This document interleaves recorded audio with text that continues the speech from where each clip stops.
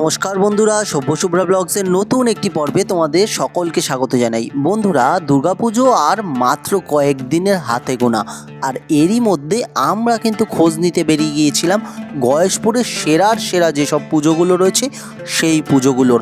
আর এই পুজোগুলোর খোঁজ নিতে গিয়েই আমরা 8টা পুজোকে বেছে নিয়েছি যারা গয়েশপুরে একে অপরকে টেক্কা দিতে পারে বলে মনে হয়েছে আমাদের। চলুন বন্ধুরা, আর দেরি না করে আমরা এবারে দেখে নিই গয়েশপুরে কোন পুজোগুলো মানুষের মনে দাগ কাটতে পারে, আর এর সাথে সাথে আপনি পুজো মণ্ডপে কীভাবে যাবেন তারও কিন্তু ডিরেকশন আমরা দিয়ে রাখবো।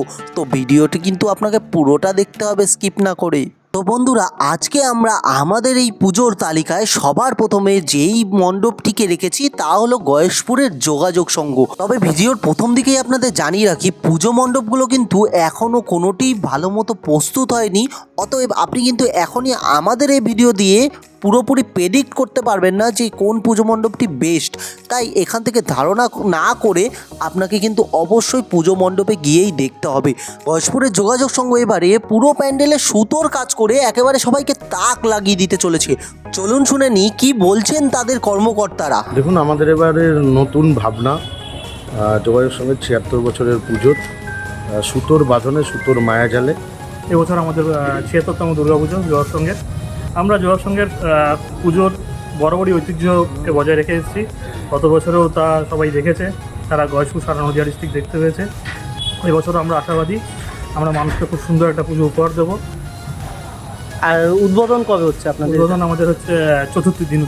আমরা এবারও প্রত্যেকটি সদস্য এবং যারা সদস্যগণ আছেন তাদের প্রত্যেকের সহযোগিতা নিয়ে আমরা সুতোর বাঁধনে সুতোর মায়াজাল, যেটা আমরা মনে করি যে আমাদের ক্ষমতার মধ্যে এসে যেটা করছি সেটা গয়েশপুরের বুকে একটা অভিনব চিন্তাভাবনা, এবং আমরা প্রত্যেকের কাছে অনুরোধ করছি যে আপনারা প্রত্যেকে আসুন।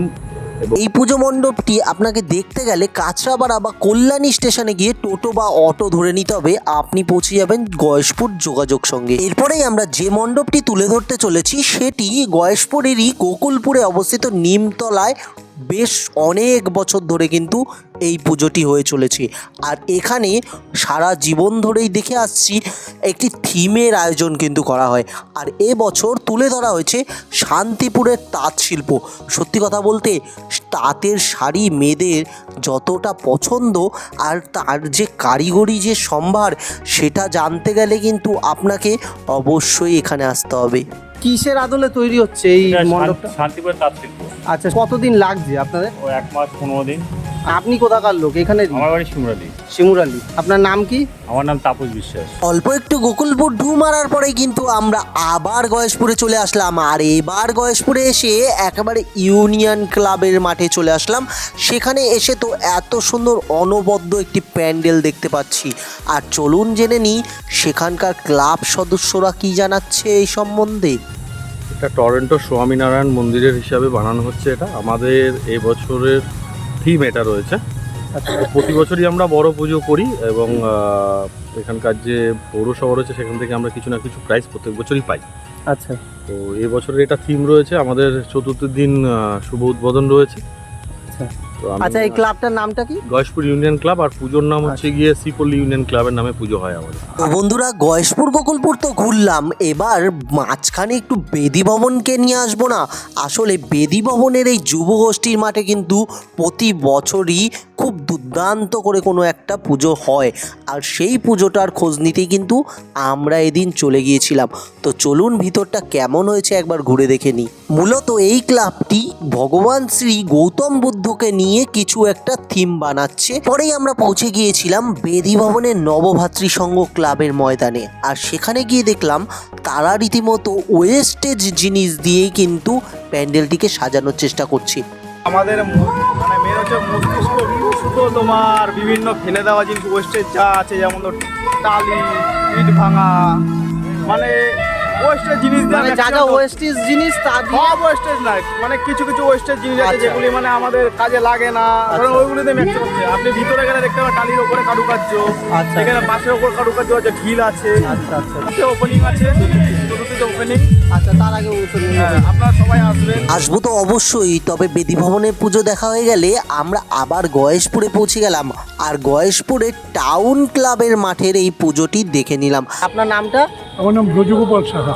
আচ্ছা, আর এই প্যান্ডেলটা যে তৈরি হচ্ছে, এত সুন্দর প্যান্ডেলটা, এটা কিসের আদলে তৈরি হচ্ছে? এটা আমাদের একটা নেপালের কাল্পনিক মন্দির আর কি, মৎস্যকন্যার ব্যাস করে এই মন্দিরটা তৈরি হচ্ছে। আচ্ছা, এটা সম্পূর্ণ একটা কাল্পনিক মন্দির, হ্যাঁ, তাই তো? কাল্পনিক মন্দির এবং মৎস্যকন্যার থিমটা হচ্ছে মৎস্যকন্যা। আমাদের তালিকায় এরপরে রয়েছে গোকুলপুর স্কুল মাঠ দুর্গাপুজো কমিটির তৈরি এই শিয়ালদা স্টেশনের আদলে যে মণ্ডপটি তৈরি করা হয়েছে সেটি। আর এই দুর্দান্ত মণ্ডপটি দেখতে আপনাকে কিন্তু গোকুলপুরে আসতেই লাগবে। আমাদের এই তালিকায় অষ্টম এবং শেষ নম্বরে যেই মণ্ডপটিকে তুলে ধরা হয়েছে সেটি গয়েশপুরের 1-2-6 পল্লীর পুজো। আর এই পুজোর মণ্ডপটি কিন্তু খুব সুন্দরভাবে সাজানো হয়েছে, যা আপনারা এই মুহূর্তে পর্দায় দেখতে পাচ্ছেন। এটার নাম করা হয়েছে আমাদের পক্ষীরাজ। আচ্ছা, বিভিন্ন আমাদের যে হাঁস, ঈগল, ময়ূর এসব দিয়ে একটা পরিবেশ বান্ধব একটা মণ্ডপ তৈরি করার চেষ্টা আমরা করেছি। আচ্ছা, আর এটা উদ্বোধন কবে হচ্ছে আপনাদের মণ্ডপ? উদ্বোধন হবে চতুর্থী দিন। চতুর্থী। আচ্ছা, আপনার নাম? আমার নাম দুলাল চন্দ্র সাহা। বন্ধুরা, ভিডিও শেষ প্রান্তে এসে আপনাদের জানিয়ে রাখি, টোটাল গয়েশপুর জুড়ে কিন্তু আরও অনেক ছোট বড় প্যান্ডেল রয়েছে, যেগুলো আমরা কোনো না কোনো কারণবশত হয়তো তুলতে পারিনি আমাদের ক্যামেরায়। আপনারা কিন্তু গয়েশপুরে আসলে সেগুলোকেও দেখে নিতে পারেন। বন্ধুরা, কী ভাবছেন কীভাবে আসবেন? তাহলে আপনারা প্রথমেই চলে আসুন কাঁচরাপাড়া বা কল্যাণী স্টেশনে, আর সেখানে এসে প্রথমে ধরে নিন টোটো বা অটো, আর তাতে চেপেই প্রথমে চলে আসুন গোকুলপুর স্কুল মাঠ যে পুজোটি আয়োজন করেছে শিয়ালদা স্টেশন সেখান থেকে আরেকটু এগোলেই আপনি পৌঁছে যাবেন গোকুলপুর নিমতলা মাতৃ মন্দির। আর সেই মাতৃ মন্দির থেকে কিছু দূর গেলেই আপনি পেয়ে যাবেন এই যুবগোষ্ঠীর যে পুজোটি সেটিতে। যুবগোষ্ঠীর একদম পাশেই অবস্থিত এই নবভাতৃ সংঘ ক্লাবটি। আর এখান থেকে আপনাকে চলে যেতে হবে গয়েশপুর।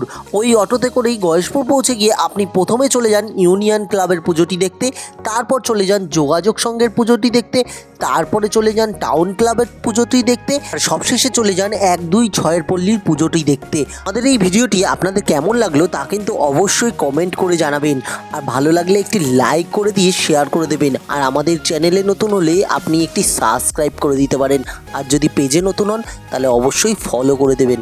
দেখা হবে পরের ভিডিওতে। ধন্যবাদ।